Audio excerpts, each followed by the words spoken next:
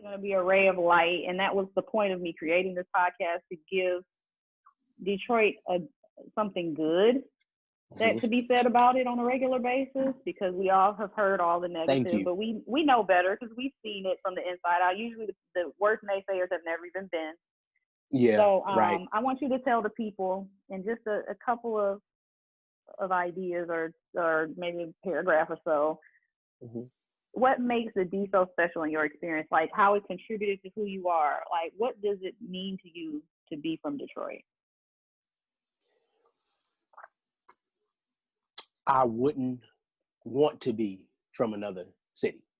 And I say that because what makes the city special is the people. 100% all day, it's the people that I didn't know were the people until I went elsewhere. You don't know something that not, you can't say you know how special what you have is until you experience different. So it didn't start till I started traveling. And, you know, even from like, it's ingrained in you when you're from a place to operate that way. If you stay inside your house, when the way you operate with the people inside your house is how it translates outside. Then you see outside doesn't operate how you operate in your house. Okay, cool. So you adjust. Now, let's open it up a little bit. You interact with the people around your city a certain way. Then you go to another city and you interact with those people that way. And it doesn't quite connect. Your response was supposed to be this, and your response was that wasn't right, you know? Right. And then you say, oh, it's the people from where I'm from. So just a little bit more information about that. The people from Detroit, there's no facades. Like there's no I don't like you, but I act like I will. And there's no, it's if I don't like you, I don't rock with you. You know, ain't no problem with it, but I just don't, you know, we don't get along. We're not going to go further in this journey together. And then if people do rock with you, you get the love, you get the support. I get so much support. I have the analytics on Instagram. You can see your top rating cities. And one of the top cities is Detroit, my city. You know, it's just, we support each other. And it means everything to me to have that, you know, support. I love going places saying I'm from Detroit. It just has outside of industry, you know, of course it has the gospel music industry, Motown, all of that. It has that, but just the camaraderie of the people, the support of the people, having each other's backs. And especially during these times, like what people are doing in order to help others, and just the spirit of people from the city is just legit the best, and I wouldn't have it any other kind of way, you know. And now that downtown is being built up, every time I come back to Detroit, I go downtown to see what new has been built, you know, what new restaurant, what new sites. It's so amazing, isn't it? Yeah, Hart Plaza and what used to be Cobo Hall, you know, Greektown and all that stuff, you know. Yeah. Yep.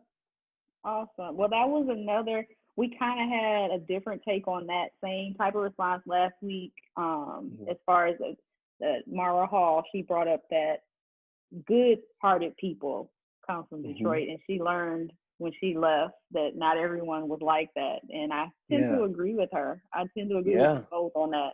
So thank you for contributing that little layer. So we got a lot of layers going. That, and it's getting richer and richer every time. I'll give you a short anecdote really quickly. Okay. Just to see how you think everybody operates like your people. I think a lot of people from here came from the South and raised their children here with the Southern mentality of being hospitable, being kind, speaking, like literally speaking to somebody has become you know, like that doesn't happen everywhere. It happens in the city of Detroit, even if you just don't, you know, that means every day. What's up, man? How you doing? You all right? Your sister all right? Your cousin all right? That it's all taken care of in the quick head nod.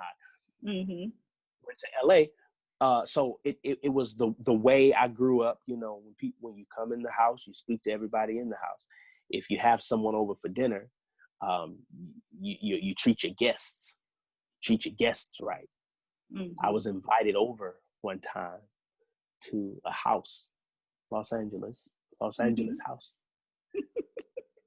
And dinner was offered. And literally the family that offered dinner to come over for dinner was sitting down. And, you know, the table is made for their house. So there was not another seat. I stood up and ate.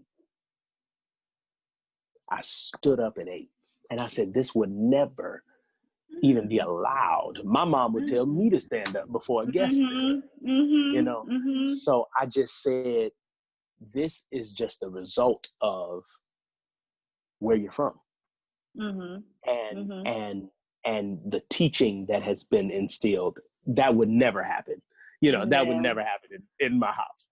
So it's just become things like that make you really appreciate you know, where you're from. Yeah, I agree. Thank you for that. That's very interesting. Yeah, it's interesting to me too, yes. Yeah, I stood for dinner. I was like, yeah, I don't know that this is awkward. I ain't gonna say nothing, but woo, sure would be nice to sit down.